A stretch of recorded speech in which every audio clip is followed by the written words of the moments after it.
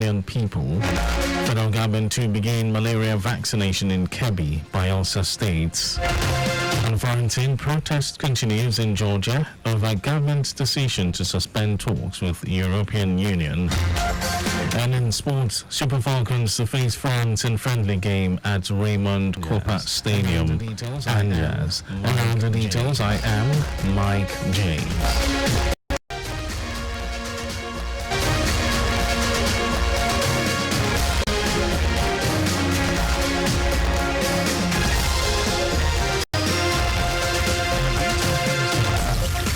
To enhance the development and empowerment of the over 10 million youths present in Lagos, the Lagos government, through the Ministry of Youth and Social Development, unveiled the revised Lagos State Youth Policy.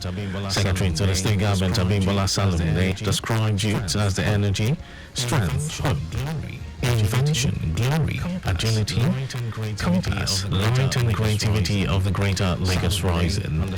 Salome underscored the central role youth play in the state future and urged them to actively engage with the policy and complement the efforts of the state government by fulfilling their responsibilities as outlined in the document.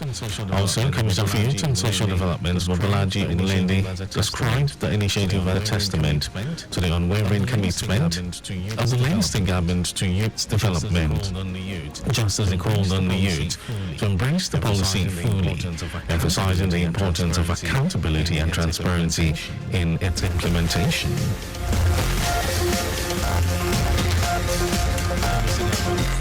The Lagos government, through the Ministry of Tertiary Education, is set to launch the Equal Digital Skills Initiative 2024, a one-week free digital literacy and skilling program for youths in Lagos State.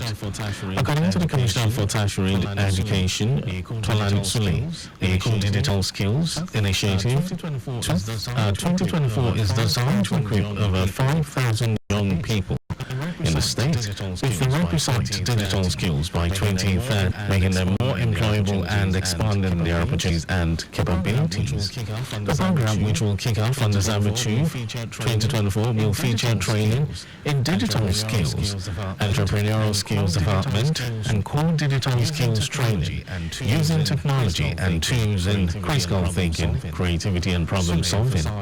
Sule emphasized that the program is aimed at bridging the gap between the academic curriculum and the demands of the 21st century workplace, noting that the state government is committed to sustaining the temper of excellence in all state-owned institutions. The Equal Digital Skills Initiative 2024 is part of the Lagos government's efforts to drive community skills development and empowerment and to position the state as a hub for digital innovation and excellence. Lagos State Domestic and Sexual Violence Agency has extended its Sexual and Gender-Based Violence SGBV advocacy to Orisunbari to celebrate days of activity. Of Orisunbari Oba Akim Adebowale Rauf, in his welcome address, appreciated the community for their patience and willingness to participate in the ongoing activism. Rauf admonished his people on sexual and gender-based violence and the role each and everyone in the Orisunbari community plays in ensuring that there is zero tolerance for every act of domestic violence, sexual violence, and child abuse. He noted that the Lagos State has made provision in combating sexual and gender-based violence through the Lagos State Domestic and Sexual Violence Agency and urged the people of Orisunbari community to report whatever they see or experience any form of violence in the community. Anambra State Governor Chukwuma Soludo has expressed his administration's commitment towards raising Anambra's digital tribe. Soludo stated this at the grand finale of the Anambra Innovation Week 2024 held at the International Convention Center, ORCAS. The government said technology and innovation define the state's future, noting that technology is key to his administration's agenda. Soludo explained that Anambra is on a long journey with technology and innovation innovation, pointing out that the vision is to transform the state from a departure lounge to a destination point. He added that Anambra remains as Nigeria's major commercial logistics hub, as well as entertainment hub. This administration is deliberate about the drive to deepen technology and innovation across the state.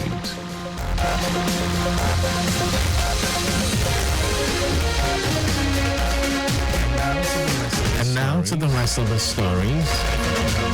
The federal government has announced the commencement of malaria vaccination from December 2 in Kebbi and Bayelsa State.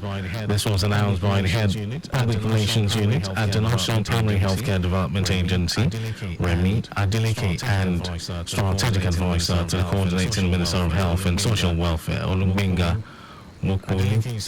Adeleke said the vaccine will be administered to children aged 5 months to 15 months as part of routine immunization. He said each child requires 4 doses given at 5, 6, 7 and 15 months of age to be fully protected. Adeleke added that the introduction will be expanded to other states and integrated into the national routine immunization schedule. Ogun State Governor Dapo Abiodun has reiterated his commitments to prioritizing the health and well-being of residents of the state.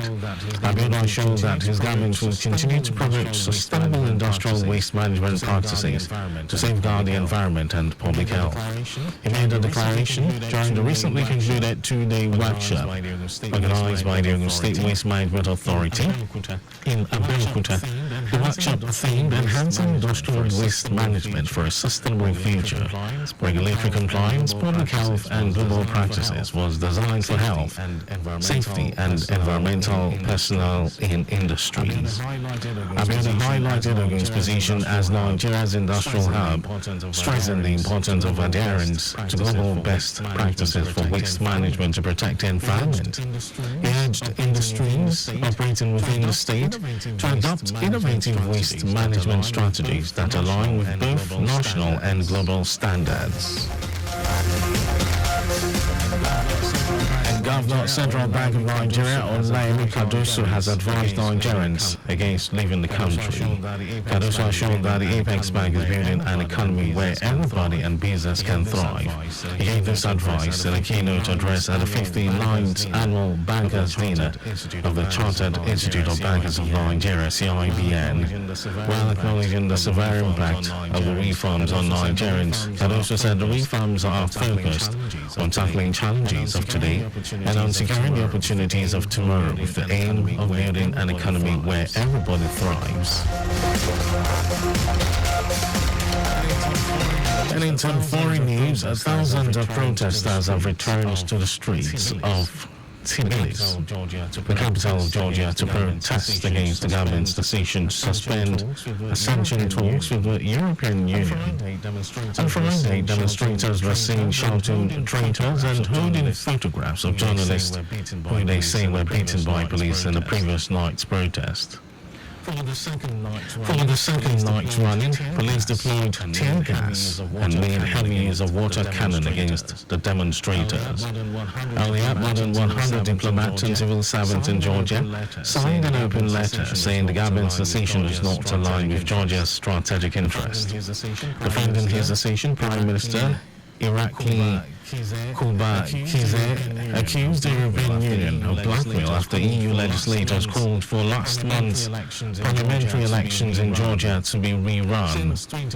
Since 2012, Georgia has been governed by Georgian Dream, a party which critics say has tried to move the country away from the European Union and closer to Russia. And over to sports news, Nigeria's Super Falcons will file out against Les Bleus of France in a friendly at the Stade Raymond Kopa Angers today. The 9-time African champions will be looking to record their first win against the host. The team won all three previous meetings between the two teams, including an 8-0 whitewash in a friendly in 2018. France claimed a slim 1-0 victory in their last meeting at the 2019 FIFA Women's World Cup. The Super Falcons head into the game in a buoyant mood following last month's successful outing in the double-header friendly against Algeria. The highly anticipated encounter will kick off at 9:30 p.m. And that was our news at 10. But just before we go,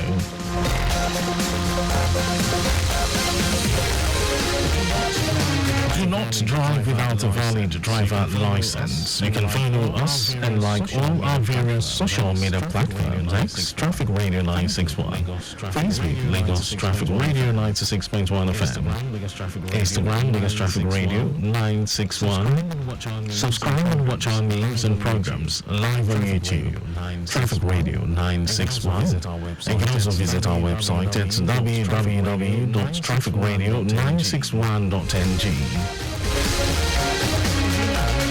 Did you know that the Sanwo-Olu administration launched Lag Rides with 1,000 units of sport utility vehicles? Well, you can get more details. It's on the Lagos State Government website and when the news. Here are the highlights of the major stories. In a bid to enhance the development and empowerment of the over 10 million youth residing in Lagos State, the Lagos State Government, through the Ministry of Youth and Social Development, has unveiled the revised Lagos State Youth Policy. The federal government has announced the commencement of malaria vaccination from December 2 in Kebbi and Bayelsa states.